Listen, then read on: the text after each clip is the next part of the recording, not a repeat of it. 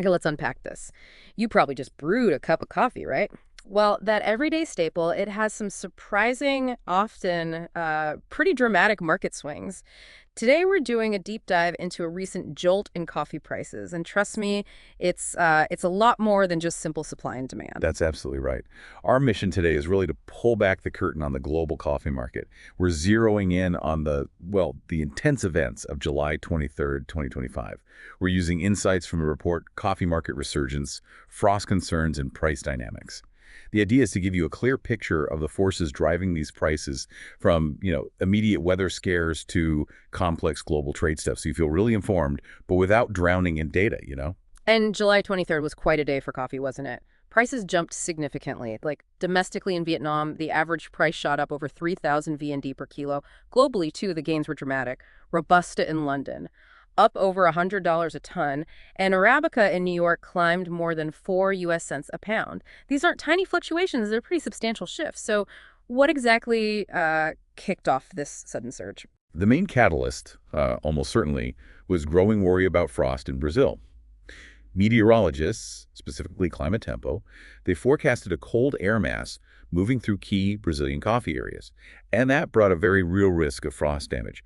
This forecast had such an impact that Bartart noted these fears basically wiped out earlier price drops and led to that strong finish for the day. It's also maybe worth noting Brazil's biggest coffee co-op, Cusute. They reported their harvest was about 59% done by mid-July. That's actually slower than last year when they were closer to 67, almost 68% done by the same time. Okay, so frost fears in Brazil, a slightly slower harvest pace. Those are big triggers. But as we often find, the coffee market is rarely just about one single thing. What other factors, maybe even contradictory ones, were also in the mix here? That's a great point because this market is, well, it's a complex, definitely. For Robusta, for instance, we saw what's called short covering pressure. Basically, think of traders who bet on prices going down. They held short positions. When prices suddenly rose because of the frost scare, they got caught.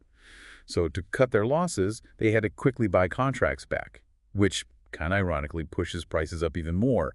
And this happened even while Robusta inventories that ICE monitors actually climbed to an 11.5-month high. Wow, okay, so higher inventories usually mean lower prices, but the short covering pushed them up instead. Exactly. It's a fascinating case where, market psychology sort of overrode the basic supply signals, at least in the short term.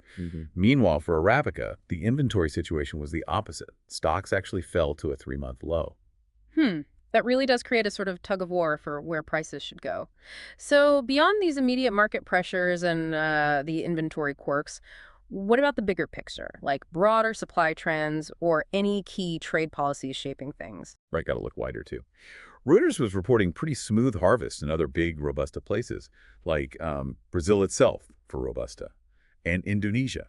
No immediate weather worries for them. Plus, a crop survey in Vietnam actually predicted a 7% increase in their production for the upcoming 2025-2026 season. But then there's this major U.S. trade development looming. A potential 50% tariff on all Brazilian imports, possibly starting August 1st. Now, this cuts both ways. Short term, it might actually boost prices because traders could rush to buy certified stock before the tariff hits. Ah, okay. Get it while the getting's good sort of thing. Sort of, yeah. But longer term, it's likely to push prices down because it would reduce U.S. demand. Brazilian coffee would just get a lot more expensive for American buyers. What's really fascinating is how all these different pieces, weather, harvest, inventory, speculation, trade policy, they all fit together to paint this really detailed but, yeah, complicated picture for you. So, boiling it all down, what does this mean for you listening right now?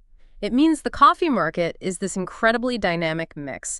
You've got weather scares, harvest realities, stock levels going up or down, traders making bets, and even huge international trade decisions.